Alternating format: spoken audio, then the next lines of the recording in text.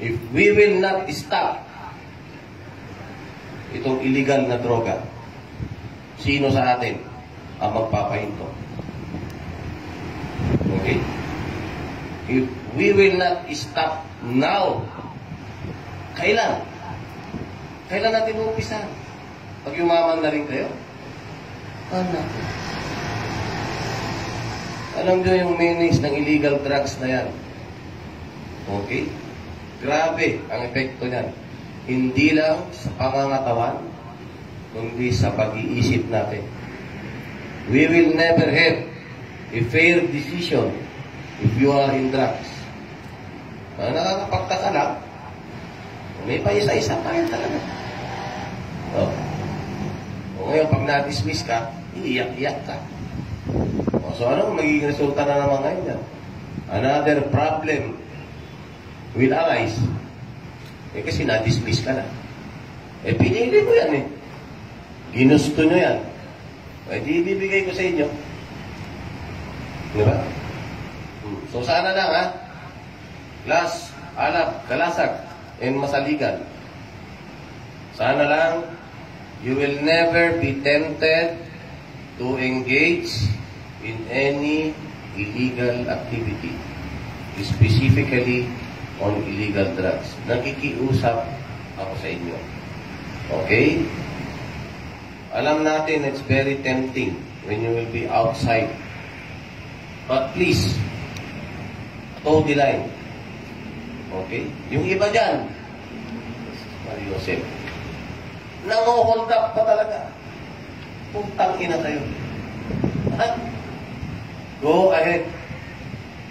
Paulit-ulit kong sinasabi ito sa inyo. You do that in my time. Magputang ina kayo. Ako na nagsasabi sa inyo. Pagsisisihan ninyo yan. Do not do that in my time. Mga inayo pa kayo. Hindi ako nagsasayaw. You just wait. Ibibigay ko yung hinahanap niyo. Wait, maghintay lang kayo. Yung mga nandito sa harapan ko na POA na nakikinig, gusto nyo sumunod, go ahead. Gusto nyo maaga yung birthday nyo mapalitan, go ahead. Hindi ako magdadalawang isip, gagawin yan sa inyo. Maniwala kayo.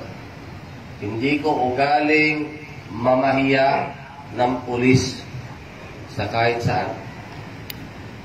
I am treating you as my younger sister, my younger brothers. Yung iba siguro, I am treating you as my own sons and my own daughters. Pero once na tumaliwas ka ng landas at mas pinili mo yung kapila, ay dito ka. Magsama-sama na kayo lahat. Pero hindi ako magdadalawang isip para i-implement the whole and full arm of the law in going after these scalawags. I am addressing again this sa mga scalawags ng uniformadong pulis.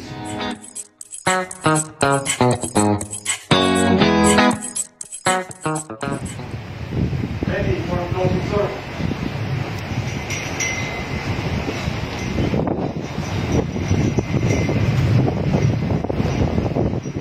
Thank you, sir. The declaration of graduates may be called Police Colonel Lambert Alman Suerte, Force Commander, Army Fleet, NCRPO. Revenue of the Father of the Regular Battalion, NCRPO. I hereby declare ready today tactical course of basic tactical training completed. Between Tuesday.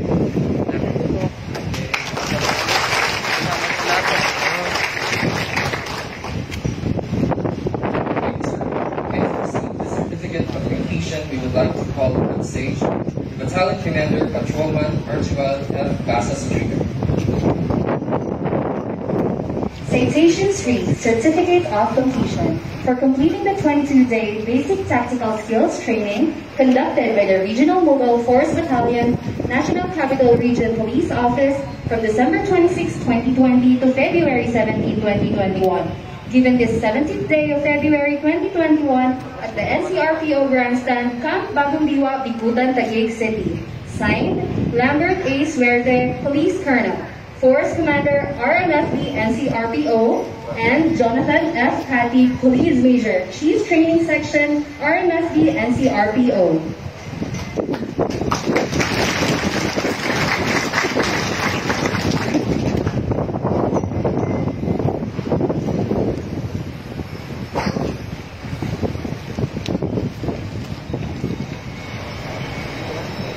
And now, we will listen to the class impression of Patrolman Gabriel D., Class President 1903 Masaligan.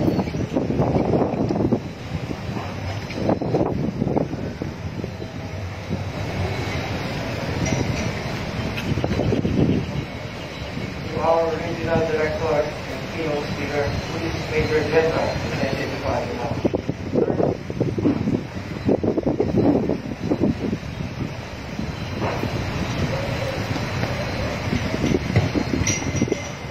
Our Force Commander, Police Colonel.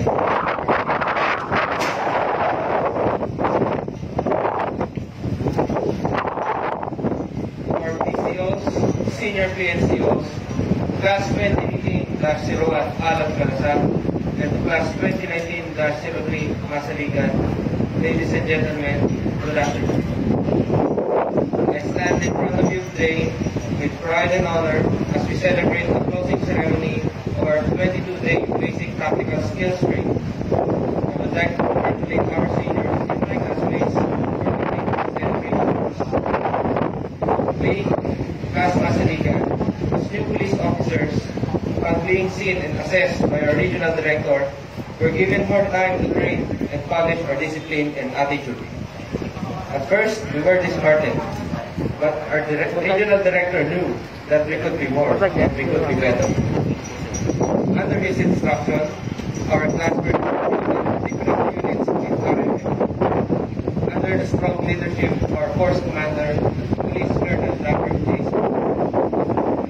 Our class rotated in different companies in regional mobile police battalion, such as traffic and government companies, where we underwent various trainings, such as police intervention, close quarter battle, search and rescue training, gun safety and dry firing exercises.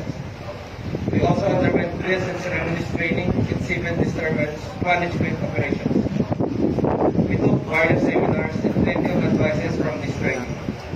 Having the said course made us look back and contemplate our training days, and it made us realize that one of the essences of being a police officer is discipline. On behalf of my seniors and classmates, I would like to thank our regional director for giving us this opportunity. We know that this training will help us to be better cops when we go out and start serving the public. We would also like to extend our gratitude to our Force Commander for his guidance in handling us, training us, and carefully planning on how to distribute us and allowing us all to improve and be guided by his staff. Under his leadership, our class were taught and guided of the do's and don'ts so that our class won't be misled and take the wrong path. Further, we were also taught of the new era of the RD NCRPO. E stands for setting ourselves as an example to others. R for being a responsible police officer. And A for being accountable in our every action. We would like to thank our PCOs for their passion in teaching us, for sharing their experiences with us, giving us advices not only about work but also life lessons. To our senior PNCOs, help us mold our mindset that this training isn't to punish us, but to help us learn, improve, and realize that we could be the better versions of ourselves than yesterday. We would strongly recommend this 22-day basic tactical skills training to all new police officers, to better orient new police after they finish both their basic course and training program, as it further molded our class.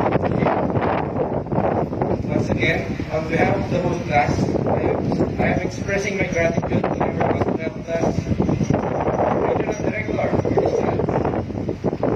It's an honor to be part of this training, and I know this will help us become modern public servants para sa serbisyong tama, tapat, may tapang at malusakit sa mamamayan. Thank you and God bless.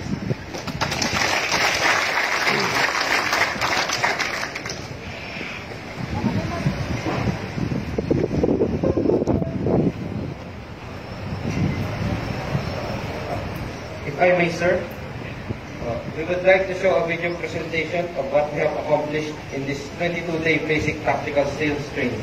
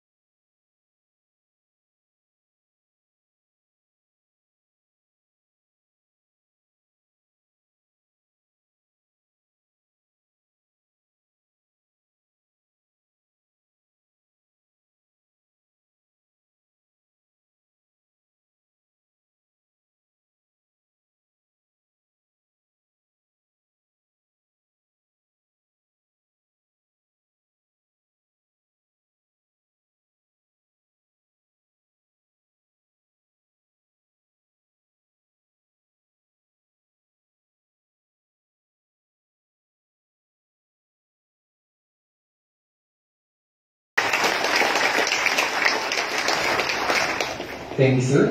At this juncture, we will now listen to the message of our Regional Director, National Capital Region Police Office Police Major General Vicente Dupa Danao Jr.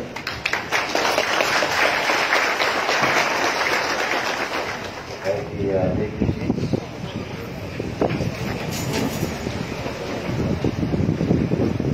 First of all, allow me to greet our energetic battalion commander, Force Commander of RMFD and CRPO, Colonel Lambert Suerte, together with his staff.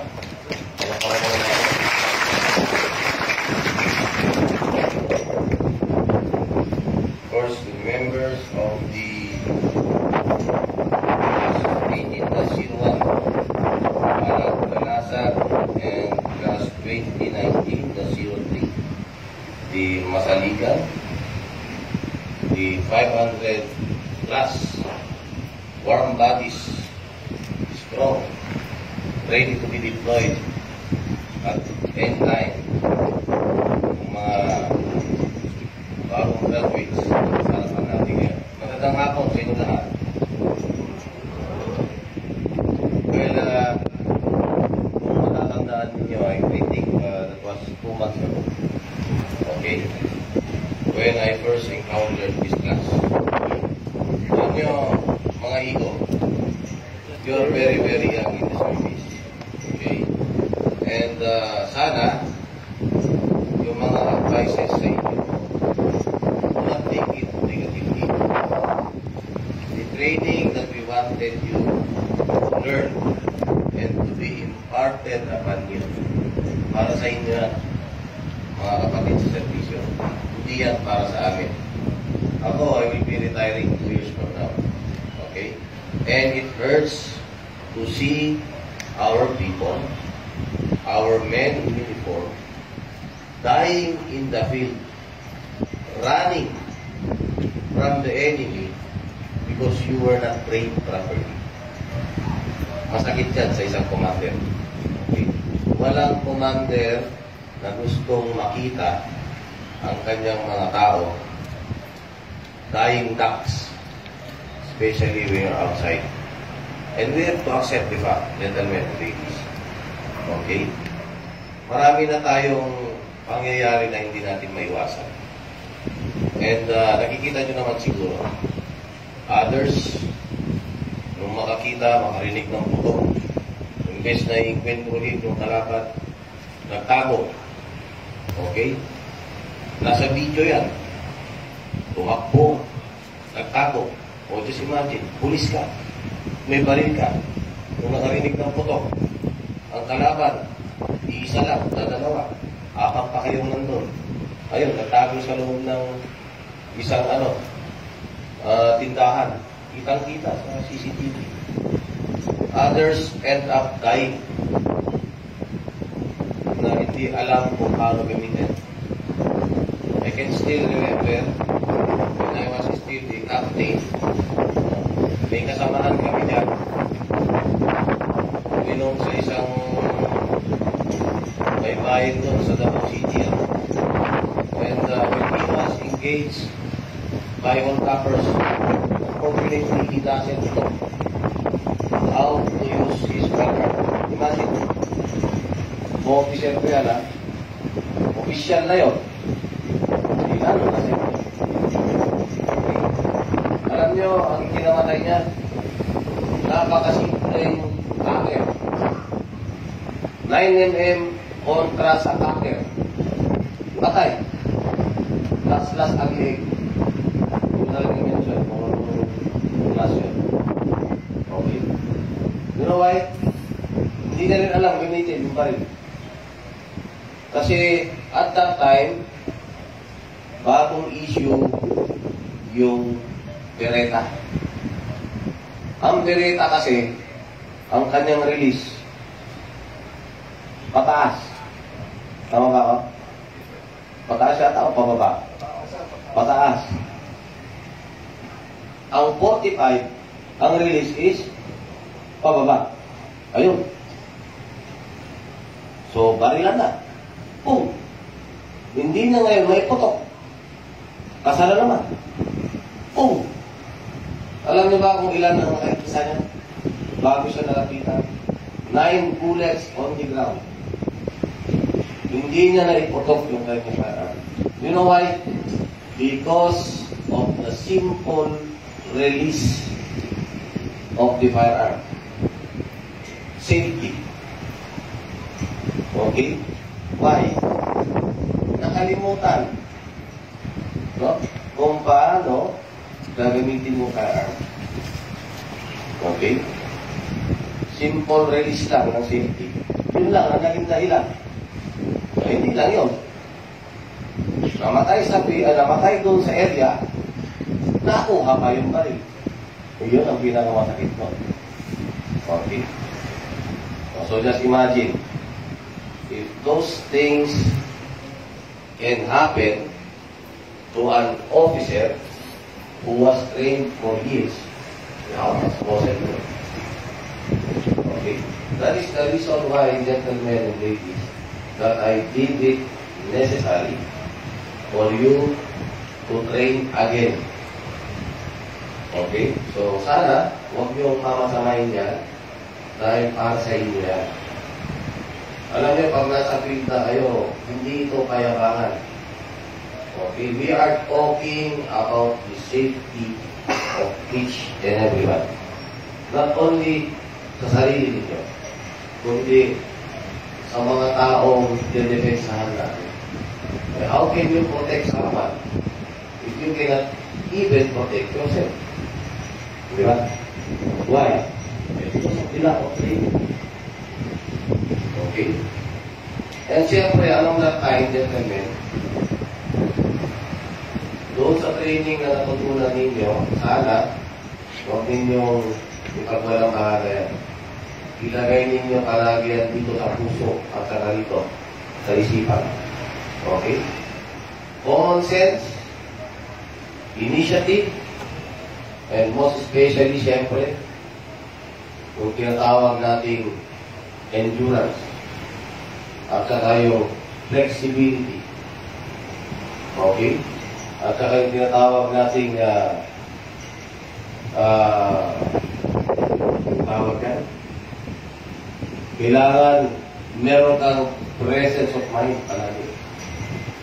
Do not be confused when the situation dictates for. And syempre, with that kind of training, especially on the basic handling of firearm, it is imperative upon us, important sa atin, para malaman ninyo when are you going to use this firearm. Okay? Para malaman ninyo, kailangan ko bang gamitin ito ngayon? O, just like January 1. O, we have an incident there. Ang sama ng loob niya sa kanyang jowa. O, ano nangyari? O, di bong. One magazine, inubos niya. And now, he's facing summary dismissal procedure. Okay. So definitely, you will be discharged for the service. Yung mga gano'n. So napaka-importante na malaman ninyo kung ano ang essence ng training na yan. And always think of the positive side, gentlemen. Hindi porket iuwan ka na ngayon, okay ka na. Hindi porket pulis ka na, mayabang ka na. No. Always put your feet on the ground, gentlemen and ladies. Okay? Being the lowest mammal on the ground, always render salute. Walang mawawala sa inyo. Alam niyo naman yan, na kayo yung pinakamababang PO1 dyan. Kayo yung pinakamababang graduate lang eh. Ano naman daw ang mga talubong mo? O, kahit ka pa PO1 mo, will it degrade your dignity when you are rendering salute to anyone? Okay? Alam mo, these are the things that I wanted to impart. These are the things that I wanted to emphasize to you. Okay? Kasi yung iba sa atin, nakasuot ka na yung uniforme, ang yapang na. Anak, natagang kayo. Hindi na nga kayo marunong sa maloto ng general. Yung buhok mo nga, puti-puti na. Kahit sa puti na lang ang buhok, yung respeto ninyo. Mario Joseph na ano. You cannot even respect yung kahit buhok na lang titin. Di ako mas mo. How can we earn respect, gentlemen? How can you render respect to an ordinary citizen? Kung yung kapal nyo nga, hindi nyo nga respect mo. Diba? Sana, itong training na nakuha natin, when you are in doubt, always render salute. Walang mawawala sa inyo. As a matter of fact, you will earn more respect from your colleagues. Okay? Problema kasi sa atin, parang alanganin pang sumaludo. Sino ba yan? My God, alam mo na nga na PO1 ka, bagong graduate. Alanganin ka pang sumaludo. Kayo na. Ano palang ina-expect mo? Yung kasalubong mo, sasaludo sa'yo. Sa edad pa lang, ang tanda na nga. Hindi ba naisip yun? Di ba? O saan ang sense of responsibility natin yan? Saan ang sense of respect natin yan? O saan yung natutunan ninyo yan? Di ba? Alam nyo, the word discipline is very important. Kasi it connotes how you manage yourself. Okay? Kung minsan, alam nyo, ang daming nagre-reklamo sa totoo lang. Hindi lang ako. The officer ko, the NCOs, senior NCOs, because of the actuations ng mga bagong graduate na police na sobrang kayayabang ninyo sa totoo lang. Okay?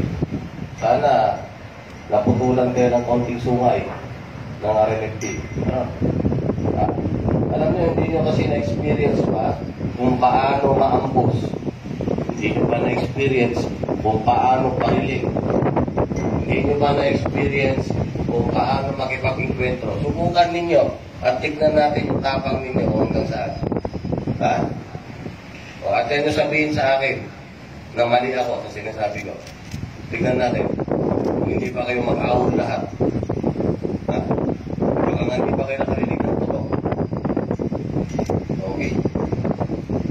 Kaya nga sabi ko nga sana, lahat yung natutunan nyo rito, ipasok nyo rito sa puso nyo. Okay? And siyempre, pag tinawag ng pulis ay disiplinado. Automatic yan. Hindi na kailangan sabihan na, Pio1 de la Cruz, magpagupit ka naman. Hindi na kailangan sabihin. Automatic na yan. Okay? Pio1 de la Cruz, mag-shave ka naman. Matik na yun.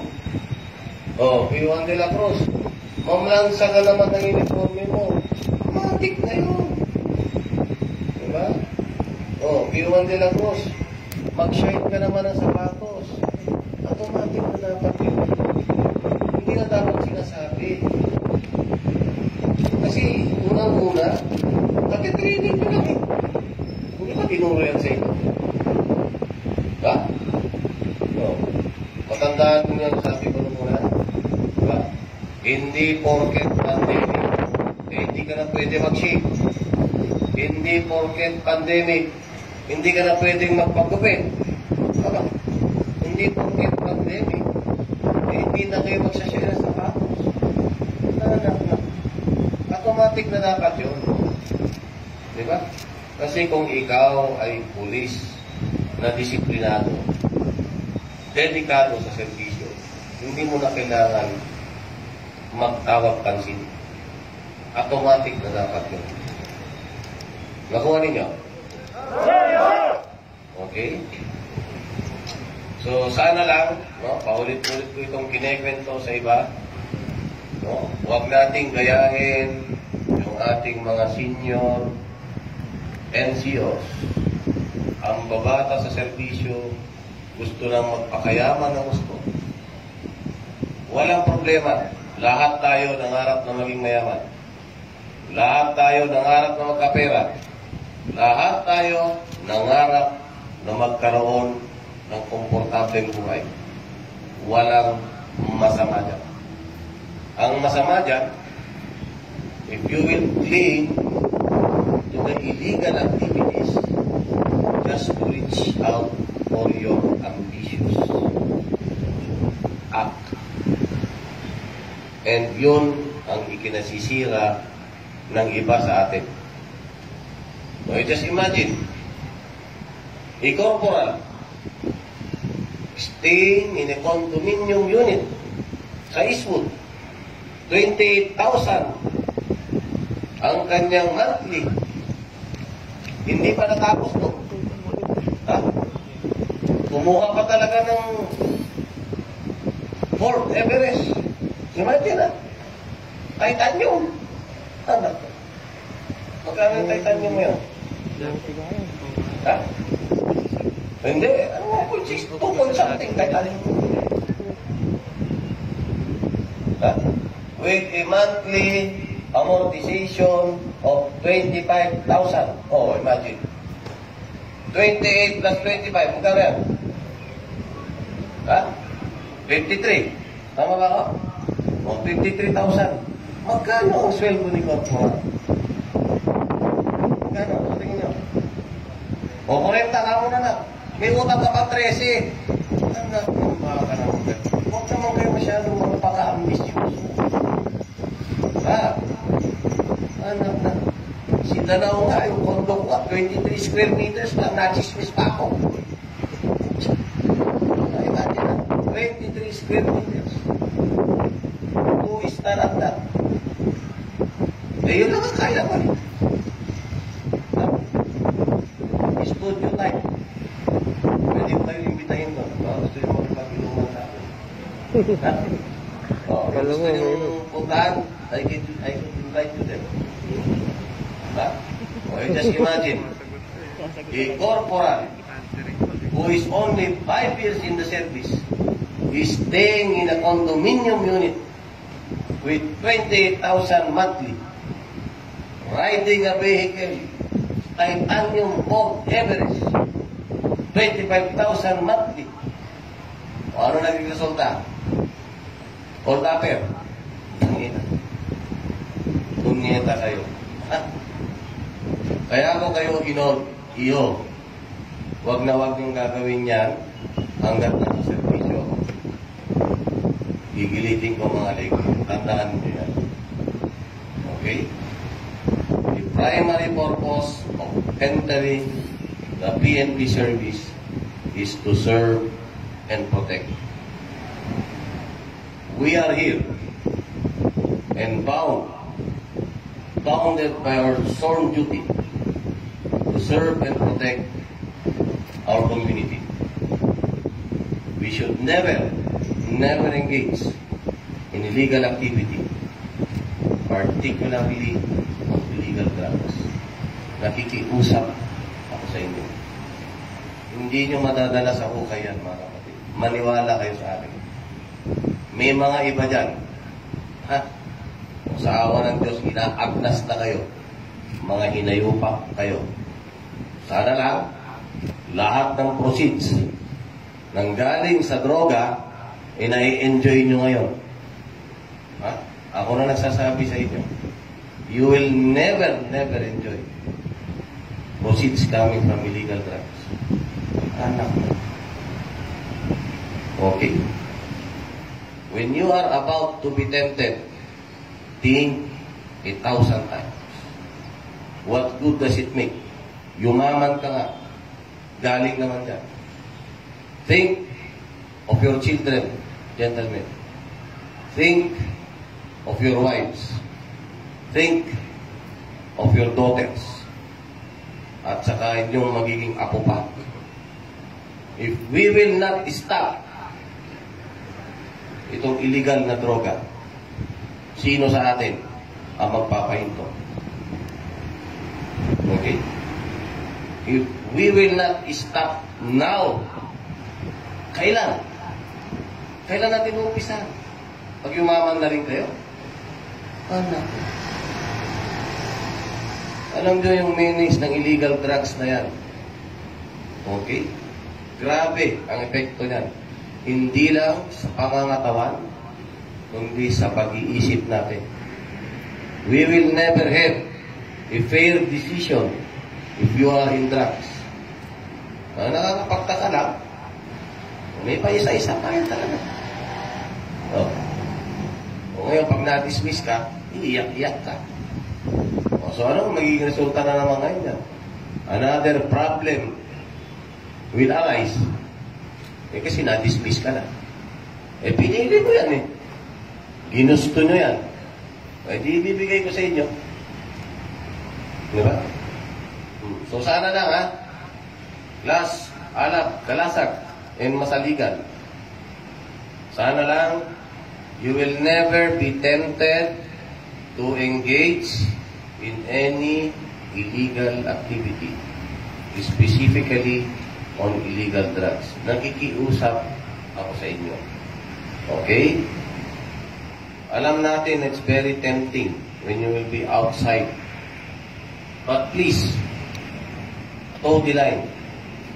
Okay? Yung iba dyan, Mario Joseph, nang-hold up pa talaga. Putang ina tayo. Go ahead. Paulit-ulit kong sinasabi ito sa inyo. You do that in my time. Magputang ina kayo. Ako na nagsasabi sa inyo. Pagsisisihan ninyo yan. Do not do that in my time. Mga inayupak kayo. Hindi ako nagsasaywa. You just wait. Ibibigay ko yung hinahanap ko. Wait. Maghintay lang kayo. Yung mga nandito sa harapan ko na PO1 na nakikinig. Gusto nyo sumunod? Go ahead. Gusto nyo maaga yung birthday nyo mapalitan? Go ahead. Hindi ako magdadalawang isip, gagawin yan sa inyo. Maniwala kayo. Hindi ko ugaling mamahiya ng pulis sa kahit saan. I am treating you as my younger sister, my younger brothers. Yung iba siguro, I am treating you as my own sons and my own daughters. Pero once na tumaliwas ka ng landas at mas pinili mo yung kabila, ay dito ka. Magsama-sama na kayo lahat. Pero hindi ako magdadalawang isip para i-implement the whole and full arm of the law in going after these scalawags. I am addressing again this sa mga scalawags ng uniformadong pulis. Alam nyo yung menace ng illegal drugs na yan. Okay? Grabe ang epekto niyan. Hindi lang sa pangangatawan, kundi sa pag-iisip natin. We will never have a fair decision if you are in drugs. Nakakapagtaka lang. May pa isa-isa pa rin talaga. O ngayon, pag na-dismiss ka, iiyak-iyak ka. So ano magiging resulta na naman ngayon yan? Another problem will arise. Kasi na-dismiss ka na. Pinili mo yan eh. Ginusto nyo yan. Di ibibigay ko sa inyo. Di ba? So sana lang Las, Alab, Kalasag, and Masaligan. Sana lang you will never be tempted to engage in any illegal activity, specifically on illegal drugs. Nakikiusap ako sa inyo. Okay? Alam natin it's very tempting when you will be outside. But please, toe the line. Okay? Yung iba dyan, Mario Joseph, nang-hold up pa talaga. Putang ina kayo. Go ahead. Paulit-ulit kong sinasabi ito sa inyo. You do not do that in my time. Magputang ina kayo. Ako na nagsasabi sa inyo. Pagsisisihan ninyo yan. Do not do that in my time. Mga inayupak kayo. Hindi ako nagsasaywa. You just wait. Ibibigay ko yung hinahanap ko. Wait, magtay lang kayo. O, yung mga nandito sa harapan ko na PO1 na nakikinig, gusto nyo sumunod, go ahead.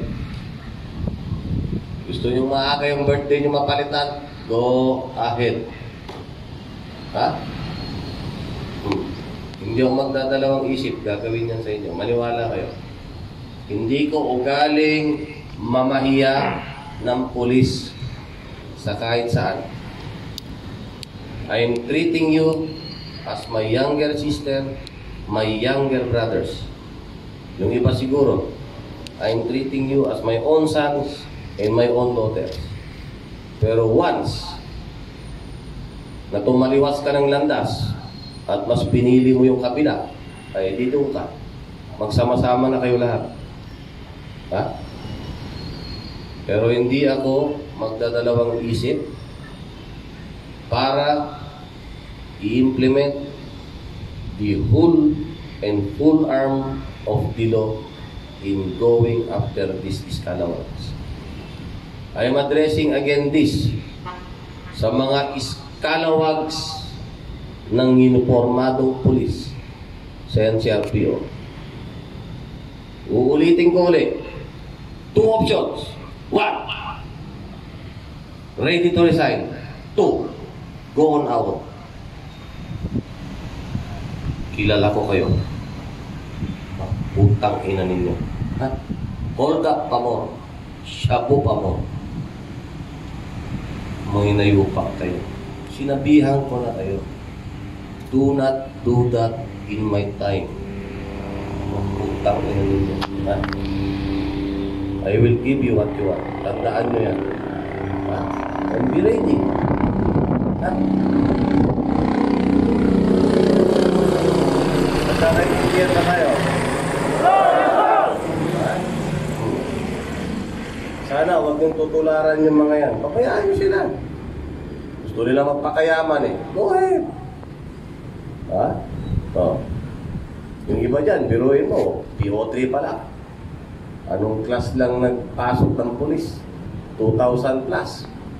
Biruin mo, PO3, owning a condominium. Hindi lang renting ha. Owning the whole condominium. 5-story condominium. Owning ha. Tanungin kita, are you enjoying your life now, Mr. Yu? Oh, imagine. 28 plus 25, magkano yan? Ha? 53. Tama ba ako? O, 53,000. Magkano ang sweldo ni Corporal? Magkano? Sa tingin nyo? O, 40 ka muna lang. May utang ka pa 13. Anak ng baka naman kayo. Huwag naman kayo masyadong magpaka-ambisyoso. Ha? Anak na. Si Danaw nga, yung kondo ko, 23 square meters lang, nachismis pa ako. Imagine ha, 23 square meters. 2-star at that. Eh, yun lang ang kaya ko eh. Ha? Studio type. Pwede ko kayo imbitahin doon. Baka gusto yung makipag-inuman sa akin. Oh, gusto yung puntahan, I could invite you there. Ha? Oh, just imagine. A corporal who is only 5 years in the service is staying in a condominium unit with 28,000 monthly, riding a vehicle, titanium Ford Everest, 25,000 monthly. O ano naging resulta? Hold upper. Punyeta kayo. Ha? Kaya ako kayo hinold, iyo. Wag na wag yung gagawin yan hanggat nasa servisyo. Gigilitin ko mga leg. Tandaan mo yan. Okay? The primary purpose of entering the PNP service is to serve and protect. We are here and bounded by our sworn duty to serve and protect our community. We should never never engage in illegal activity, particularly on illegal drugs. Nakikiusap ako sa inyo. Hindi nyo madadala sa hukay yan, mga kapatid. Maniwala kayo sa akin. May mga iba dyan, o sa awa ng Diyos, inaagnas na kayo. Mga hinayupak kayo. Sana lang, lahat ng proceeds nang galing sa droga, nai-enjoy nyo ngayon. Ako na nagsasabi sa inyo, you will never enjoy proceeds coming from illegal drugs. Anak mo. Okay. When you are about to be tempted, think 1,000 times. What good does it make? Yumaman ka nga. Galing naman ka. Think of your children, gentlemen. Think of your wives. Think of your daughters. At saka inyong magiging apo pa. If we will not stop itong illegal na droga, sino sa atin ang magpapahinto? Okay. If we will not stop now, kailan? Kailan natin uumpisan? Pag yumaman na rin kayo? Iabot na eh. Tama-tama, pag-retire. Asan yung mga ano?